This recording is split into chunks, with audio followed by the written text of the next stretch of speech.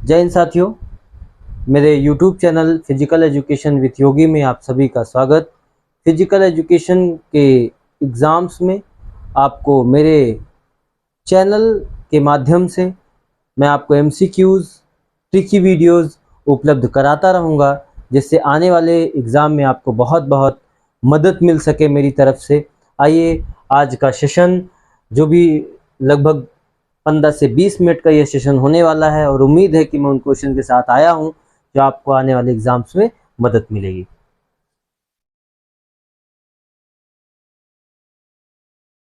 पहला question, goniometer से मापा जाता है, यानी कि गोनियोमीटर से क्या मापा जाता है? गोनियोमीटर से मापा जाता है तो जोड़ों का कोण, जोड़ों का कोण, एंगल ऑफ जॉइंट्स।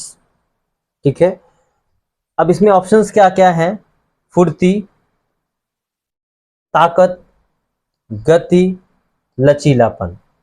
तो एंगल ऑफ जॉइंट से हम ये कह सकते हैं, या तो ऑप्शन में जो जोड़ों का कोण होगा तो लचीलापन नहीं होगा, लचीलापन होगा तो जोड़ों का कोण नहीं होगा। तो इसका राइट आंसर जो है, इसका जो राइट आंसर है वो क्या है? लचीलापन, flexibility. Flexibility is the highest range of joint. तो ये क्या है आपका? फ्लेक्सिबिलिटी, यानी कि इसका राइट आंसर होगा गोनियोमीटर से मापा जाता है लचीलापन। नेक्स्ट क्वेश्चन, हैवी एक्सरसाइज क्या है? हैवी एक्सरसाइज, जब आप ज्यादा व्यायाम करते हैं, यानी हैवी एक्सरसाइज करते समय रक्त प्रवाह बढ़ता है, यानी कि हैवी, ज्यादा एक्सरसाइज, व्यायाम करते हैं तो रक्त प्रवाह बढ़ता है। किधर बढ़ता है? मस्तिष्क की ओर, स्केलेटन मसल्स की ओर, शरीर के निचले हिस्से की ओर, उपयुक्त में से सभी। इसका जो राइट आंसर है वो ऑप्शन नंबर क्या है? बी है, स्केलेटन मसल की ओर। यानी हैवी एक्सरसाइज करने से रक्त प्रवाह जो बढ़ता है वो स्केलेटन मसल्स की ओर बढ़ता है।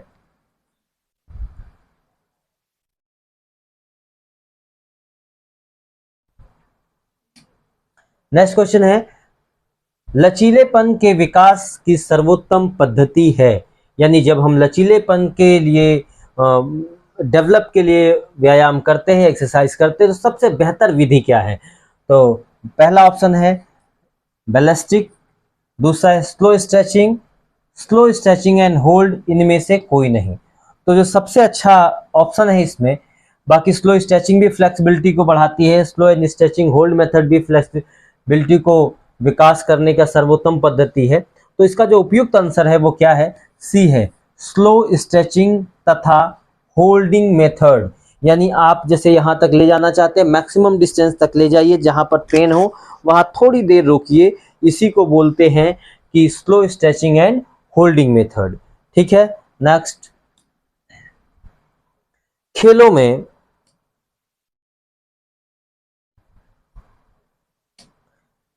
खेलों की अतिरिक्त ऊर्जा, सरप्लस एनर्जी, खेलों की अतिरिक्त ऊर्जा का सिद्धांत प्रतिपादित किया गया, यानी कि सरप्लस एनर्जी जो है थियरी है, जो किसके द्वारा दी गई?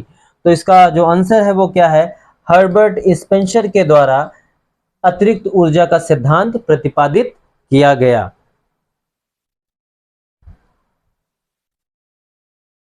नेक्स्ट क्वेश्चन, सर्किट प्रशिक्षण। सर्किट जो होती है, एक गोला के अंदर कई सारे स्टेशन हो सकते हैं, 8 से 10 स्टेशन हो सकते हैं, अलग अलग, वो अपने रिक्वायरमेंट के हिसाब से भी आप बना सकते हैं, लेकिन 8 से 10 मिनिमम मैक्सिमम होने चाहिए आपके। ठीक है, तो सर्किट विधि की खोज किसने की थी? तो मैंने एक ट्रिक बनाया है, सर्किट में नाचे मोर, यानी कि सर्किल में नाचे मोर। मोर से क्या मिला? मोर्गन मिल गए। मोर्गन और एंडरसन, इन दोनों ने मिलकर क्या किया था? इस सर्किट प्रशिक्षण विधि की खोज की थी। नेक्स्ट क्वेश्चन,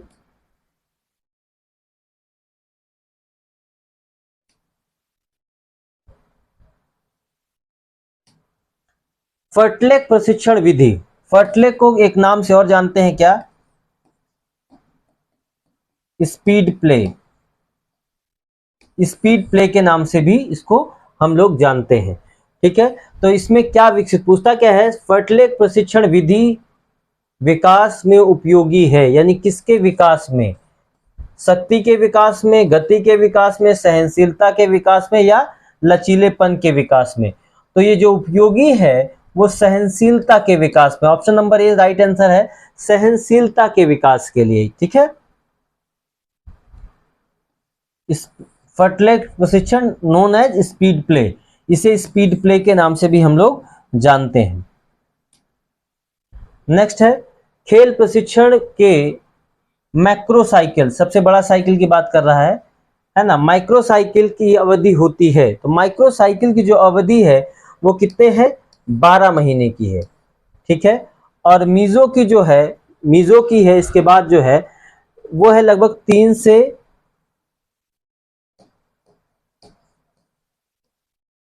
6 वीक की है। और जो माइक्रो की है वो क्या है? 3 to 10 डेज, कई ऑप्शन मिल जाते हैं, लेकिन ये इतना सीधा सीधा समझिए इसके लिए 1 वीक, यानी अगर पूछ ले क्या है 1 वीक। ठीक है, यानी केवल 1 सप्ताह। तो 1 सप्ताह में लगभग ये मान के चलिए ऑप्शन में मिल जाता है 3 to 7 डेज भी, है ना। तो यानी कि लगभग 10 दिन के आसपास है, तो ये बिल्कुल बहुत करीब ऑप्शन में नहीं मिलेगा, जब भी मिलेगा थोड़ा डिस्टेंस में आपको मिल जाएगा। तो इसका जो राइट आंसर होगा, इसका माइक्रो सबसे छोटा जो चक्र है उसका क्या होगा? 3 to 7। ठीक है, आइए जो ये आंसर है इसका आंसर, राइट आंसर क्या होगा? मैक्रो का जो सबसे है, ये सबसे बड़ा प्रशिक्षण प्लान होता है, जो क्या है इसका 12 महीने का, यानी 12 मंथ का होता है ये। नेक्स्ट,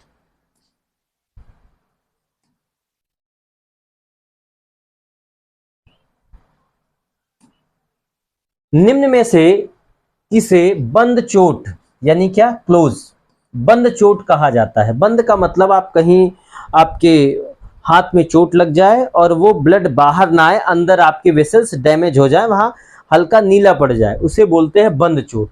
तो ये है एब्रेजन, कंट्यूजन, पंचर, है ना। ये 3 ऑप्शंस इंजरी से बहुत करीब रखते हैं। तो पंचर का मतलब कोई नुकीलेदार चीज लग जाए आपके, घाव कर दे, नुकीले वाली चीज। एब्रेजन का मतलब छिल जाना। तो इसका जो उपयुक्त आंसर है क्या? कंट्यूजन। कंट्यूजन में क्या होता है? नीला पड़ जाता है ना, नीला पड़ जाता है, जहां भी चोट लगे वहां नीला पड़ जाएगा। ठीक है, तो इसका जो सही आंसर है वो क्या है? ऑप्शन नंबर बी, निम्न में से किसे बंद चोट कहा जाता है? तो कंट्यूजन को बंद चोट कहा जाता है। नेक्स्ट,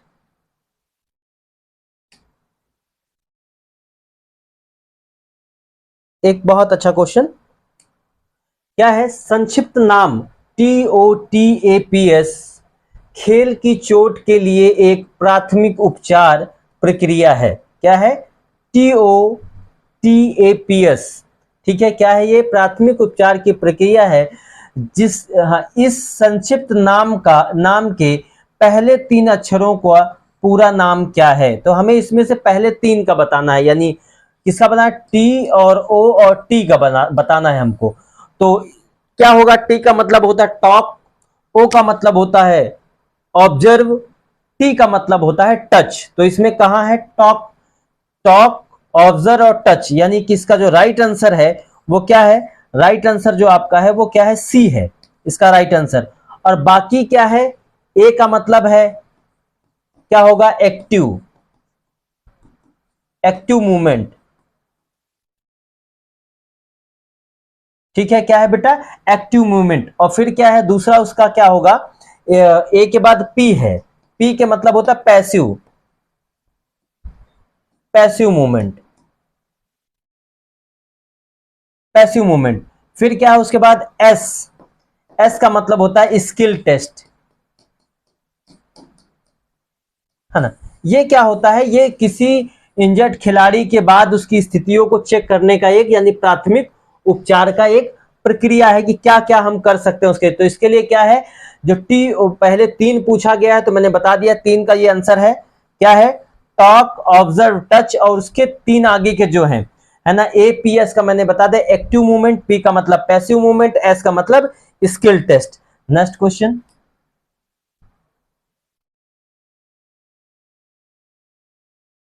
बहुत अच्छा क्वेश्चन ये भी है। क्वेश्चन क्या है? खेलों में चोटों, क्या?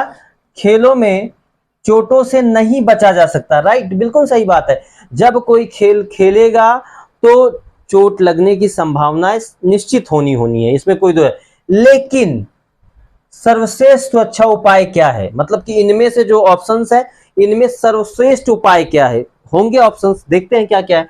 सही तकनीक और कौशल ग्रहण कर लेने के बाद किसी प्रतियोगिता में भाग लेना। बात सही है कि जब आप किसी तकनीक का सही पता लगा, आपको क्रिकेट खेल रहे हैं सही से टेक्निक नहीं पता, हैंडबॉल खेल रहे हैं टेक्निक नहीं पता, और अक्सर इंजरी जो होती है वो अनाड़ी खिलाड़ी के साथ ज्यादा होती है, या स्किलफुल प्लेयर हो और किसी बिगनर्स के साथ खेले, अनाड़ी ना कहें, बिगनर्स के साथ खेले, तो एक्सीडेंट के चांस ज्यादा होते। पता लगा आपने डॉज मारा, वो सामने ही आके खड़ा हो गया, है ना, तो क्योंकि ऐसा हो जाता है।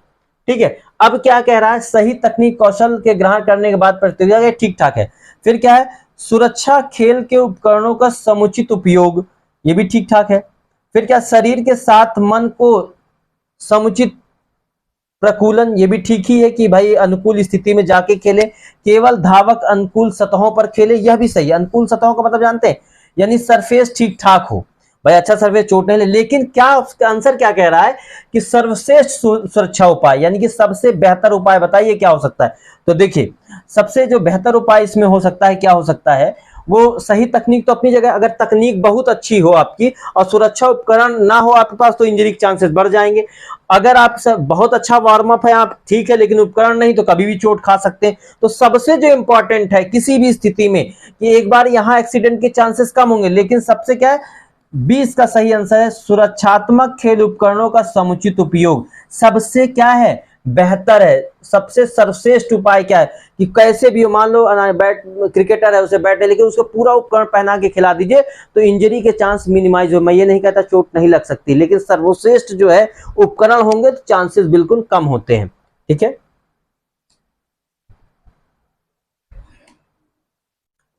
नेक्स्ट क्वेश्चन क्या कह रहे हैं कि निम्नलिखित पदार्थों में से मधुमक्खी डंक, जब मधुमक्खी काटती है, डंक का इलाज किया जा सकता है। तो क्या क्या, निम्नलिखित पदार्थों में से किससे मधुमक्खी के डंक का इलाज किया जा सकता है। तो सिरका है, अचार है, नींबू पानी है। तो हमने अचार कभी सुना है कि रगड़ा जाता है, लेकिन इसका जो सही आंसर है, हाँ, लेकिन इसका जो उपयुक्त आंसर है वो सोडियम कार्बोनेट है, जिसको हम खाने वाला सोडा भी कहते, सोडियम कार्बोनेट, जिसको क्या कहते हैं, खाने वाला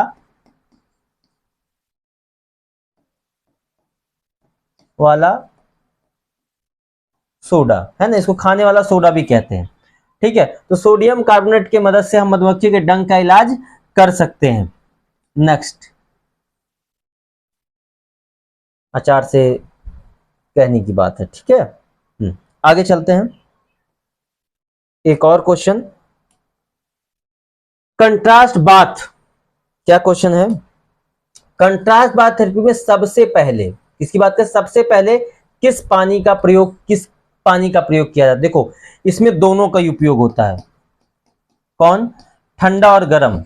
लेकिन क्वेश्चन दूसरा है, ठंडा गर्म की नहीं, आपको प्रश्न पर बहुत ध्यान देने की आवश्यकता है ना, नहीं ठंडा गर्म आप तुरंत लगा देंगे। पूछता क्या क्वेश्चन है, कंट्रास्ट बाथ थेरेपी में सबसे पहले किस पानी का उपयोग है, क्या पूछा है, सबसे पहले। तो सबसे पहले जब भी होगा तो कौन सा पानी होगा भाई बताइए, ये होगा ठंडा पानी, है ना। इसमें सबसे पहले जो प्रयोग होगा वो क्या होगा, ठंडे पानी का प्रयोग किया जाएगा।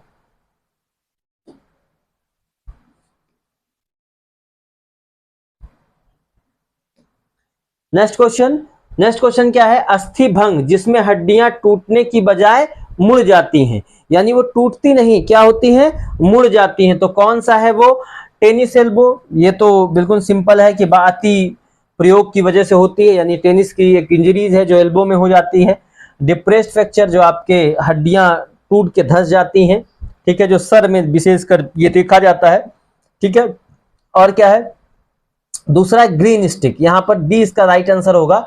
ठीक है, क्या है, ग्रीन स्टिक फ्रैक्चर, ये टूटती नहीं, इसमें हड्डियां केवल मुड़ जाती हैं, बच्चों में पाया जाता है, कहां, बच्चों में,